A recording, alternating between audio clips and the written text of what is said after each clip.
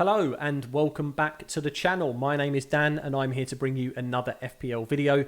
In this one, we're going to be looking at my team selection ahead of Game Week 20. Of course, at time of recording, we are still a little bit just over a week away from Game Week 20 kicking off. It's going to be next Friday when this week kicks off. Of course, Game Week 19 has not entirely finished. We do still have the fixture between Chelsea and Fulham to play next Thursday. But in between that, we do have some cup clash games, of course, that mean the Premier League just takes essentially a week break. So we'll be back with a live stream as well for that deadline, so feel free to check that out next week. But as I say, this video is all about the team selection, captaincy, bench options, transfer options as well for Game Week 20. So be sure to watch the video throughout to check that out. And of course, I'll do a brief summary as well of how I got on in Game Week 19.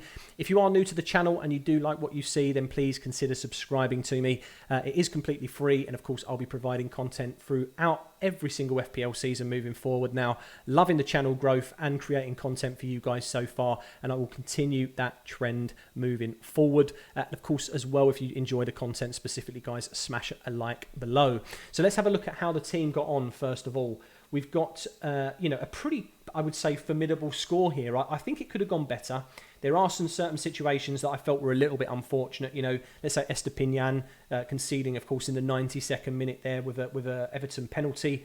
Very, very unfortunate. He was on for 6 points, no bonus points, no attacking returns or anything like that. But he would have justified his pick ahead of Botman, but unfortunately that wasn't the case. Of course, Rodrigo as well, the transfer that I made, Foden over to Rodrigo last week, that worked out absolutely perfectly. Foden only getting 58 minutes, so missing out on that clean sheet point and the 60-minute mark, meaning I got a plus of 5 points overall essentially for him. Unfortunately, he didn't get a brace. It was very, very close.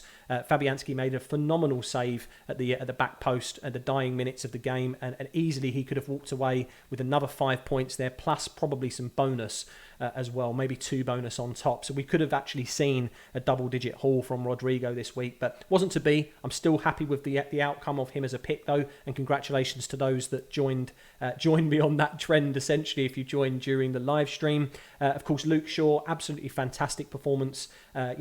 It's scoring a goal. It's almost unheard of for this man, to be honest. So if you made the move from Reece James to him, even if you did it the 1 week late, as I know some people felt that they should have made that move in Game Week 19, Game Week 18, Game Week 19 still proved that he has got, essentially potential. I think scoring the goal, of course, the assist potential, and moving forward, I just think he is going to be an absolute integral part of the way Ten Hag plays. So I'm very happy I went with him on the World Cup wildcard. And of course, fantastic ownership moving forward. Trippier again, and just ridiculous now, isn't it? How consistent this man is. Rashford captaincy, of course, working out for me. De Bruyne missing out on potential assists. Ake actually hitting the post. Of course, John Stones did exactly the same last week. I just think on different days, De Bruyne is scoring 6 or 7 points in both of those weeks. So I think he could have easily matched Mo Salah, if not done better than him over these 3 last weeks. And that was kind of what I anticipated. But moving forward, it's all about the double game weeks, and this is why we put De Bruyne in. So potentially this is where we see the very best of that man. Of course, Odegaard not receiving any attacking returns this week, but continuously going up in price and adding to my squad value, which is also doing really, really well. And of course, my 2 forwards there blanking. So overall, I'm very, very happy. I've had back-to-back green arrows since the World Cup, pretty much. So I'm now sitting at 785k. That is post subs according to livefpl.net's data. But I anticipate that because of the Chelsea and Fulham ownership, that may fluctuate and change a little bit. I think if Kepa keeps a clean sheet and maybe Mount gets some kind of attacking return, we could actually break into the 700k mark. Maybe we get even to 650-ish, something like that, depending on his returns or their returns. So we'll see what happens. Of course, Mitrovic picking up that yellow card has definitely helped my cause as well, because he's suspended for the Chelsea fixture. So him being the best attacking outlay for Fulham, there is a higher chance now that of course, Chelsea do keep that clean sheet. That's not to disrespect, of course, Andreas Pereira or Polina or some of the other Fulham attackers, even Willian to some degree, that we know can provide returns for Fulham and, of course, offer that attacking threat. I just don't see Chelsea conceding to them without Mitrovic on the pitch. But Let's see how it goes. I'm very, very happy. Like I say, with the summary below, you can see 57 points so far. Another green arrow. I've got 4.3 million in the bank now as well. After making that Foden to Rodrigo move, it's given me even more money to play around with going into this potential double game week 20. And of course, my squad value has just been ever increasing since the World Cup. I'm at 98 million now, so 102.3 overall if you take the money in the bank into consideration too. And I think that's already gone up about 0.6 or 0.7 in the past 3 weeks. So very, very happy with the progress I'm making there.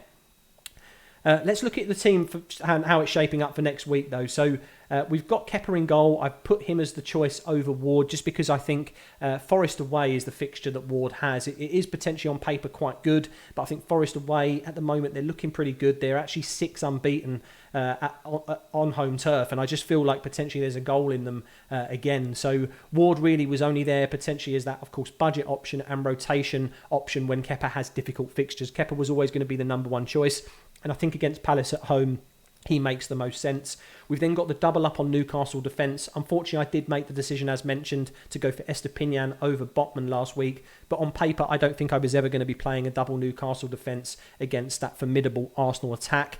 But against Fulham, once again, they will have Mitrovic back. And of course, he would have had a bit more of a break as such to potentially attack these guys, but I just think at St James's Park and what we've seen from Newcastle defensively so far, I'm more than happy to take that risk on the double up of defence of these two. Of course, I put Luke Shaw in here as a starting option. It isn't just on the basis of the double game week, but it definitely pushes me more towards starting him if there is that potential double.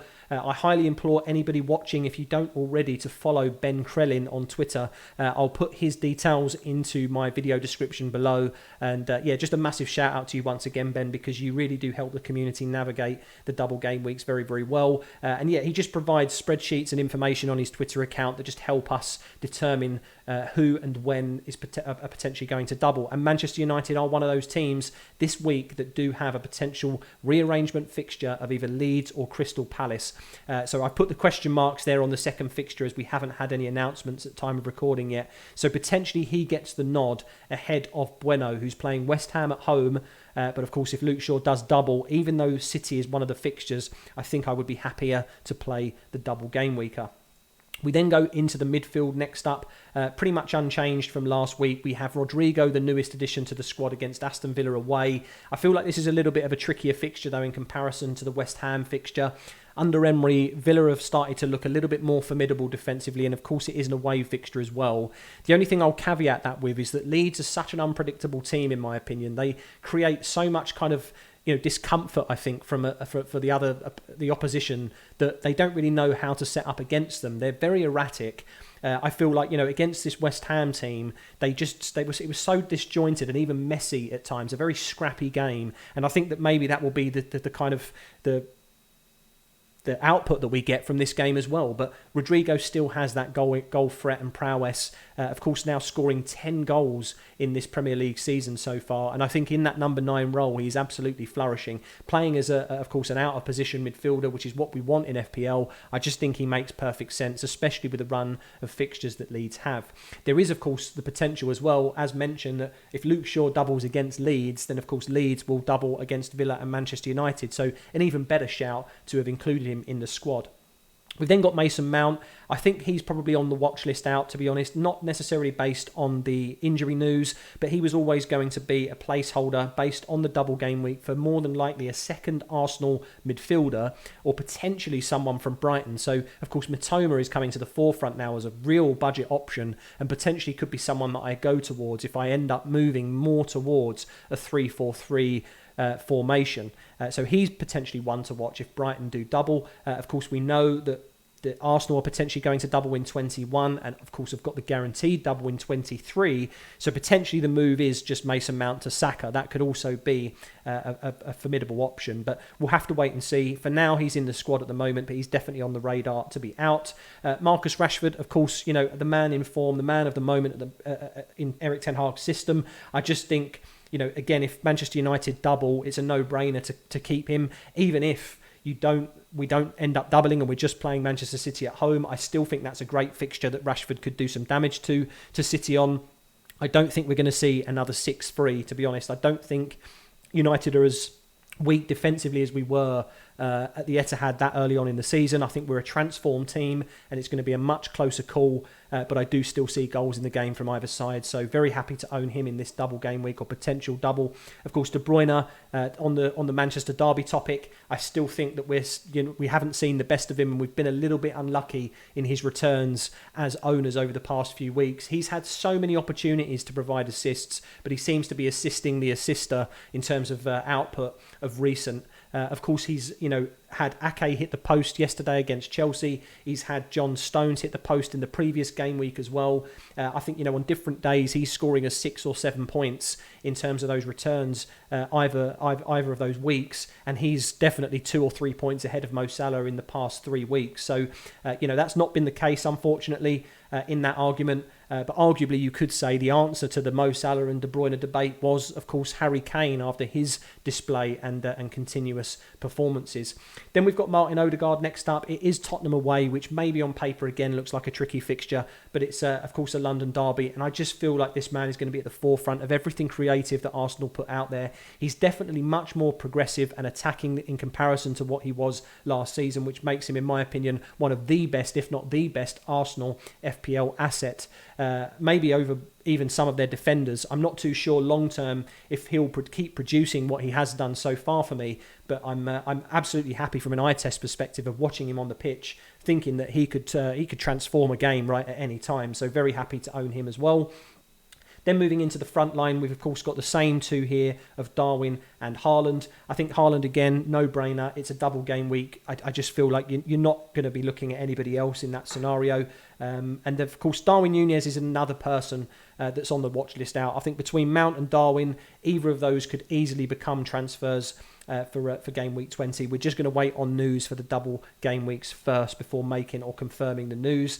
And as well as that, to be honest, Darwin against Brighton is a bit of a strange fixture. Although, again, I've put that as the easiest fixture. Potentially, you could put that 1 or 2 notches up.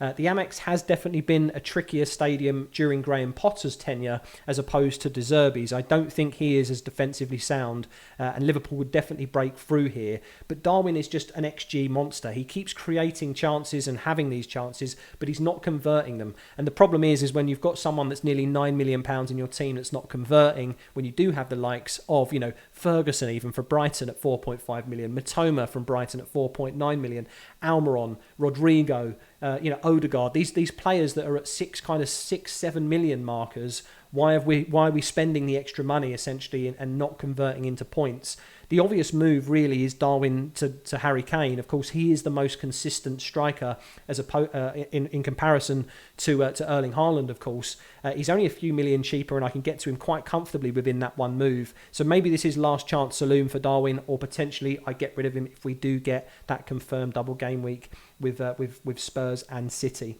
So that's how we're lining up overall. We've got the bench and captaincy as well to cover just before we move on to player options. Captaincy at the moment is sat on Erling Haaland with the vice captaincy on De Bruyne. I think this week is the week that I would captain a double game weeker just because Haaland has been so consistent. I will caveat this with I don't think the Manchester United game is going to be a hat-trick for him. I definitely feel like he could score against us though, but it's going to be a lot more difficult, I think, in this fixture this turn around. And I do think that the Spurs fixture is probably the one that I would be leaning towards, the kind of positive outcome. I don't think Spurs defensively have been very good. And of course, this is the home fixture as well. So the captaincy is on him at the moment, but it may end up even on someone like Marcus Rashford if we get the news that Manchester United are doubling. And of course, Manchester City don't get that double if there is an FA Cup replay. Then, of course, moving into the bench, as mentioned, Ward against Forest. I think I could arguably play him ahead of Kepa, but I'm just not sure on paper that I want to do that. I think Kepa has been more consistent overall than Ward since the restart, and I think really Ward was only ever brought into the team on that the wild card based on the fact that he rotates with Kepa with good fixtures when Kepa has difficult ones, right? So I don't think we're going to see a Ward start just yet. Bueno against West Ham, he is definitely a potential where I bring him in instead of Luke Shaw based on the double game week announcement. So at the moment, Shaw is in the starting 11, but Bueno could definitely end up taking his place if Manchester United do not double. And I don't think we'll be seeing Sam Greenwood or Estepinian coming into the starting 11 for me. Greenwood pretty much is a substitution really, or a sub for Jesse Marsch most times. And Estepinian against Liverpool at home, it's a tricky fixture. And I think really the only reason he was brought in again on the wild card was because of the potential of a double game week or even triple game week that Brighton may have. So I think he stays on the bench as my third option. Then finally, just having a look at player options, I only realistically see two moves. And as mentioned, it's Darwin Núñez or Mason Mount out for one of these two individuals here, and that's Harry Kane or Son Heung-min. I think pretty much, we've got to be looking at Spurs as a team that are going to be trying to break into that top four, if not making it. Of course, with Liverpool and Chelsea both struggling to find form and essentially, just that attacking threat that both of these options have. I think really both of them are no-brainers. I am definitely leaning more towards the Kane move just because I'm not sure how I feel about having Son as such a high-priced midfielder in my team structure personally.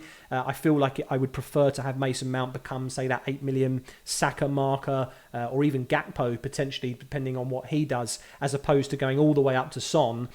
Even though I think we may see a bit of a turn of form with him, I think Harry Kane being on penalties, and of course he does provide the assists to Son anyway, 9 times out of 10, right? So I think he becomes the no-brainer, but I do think I'm going to wait until at least the FA Cup fixtures have completed for confirmation on these transfers. But that's where my head's at personally. I think these are the two moves that make the most sense for me. But of course, as always, guys, let me know in the comments below on what you think your moves are going to be this week. Let me know how you got on last week as well. Hopefully it's been a green arrow for you. Again, congratulations to those that did take that risk on a differential captain of Rashford. Even those that captain Mitrovic, in the end, you still came out on top because Haaland, of course, blanked, right? So congratulations to you, even though the suspension has stopped him from getting even more points. And of course, those of you that brought in Rodrigo alongside me as well, thank you for taking the advice, essentially, and I'm glad that it's worked out on this occasion. It doesn't always, but when it does feel good, right?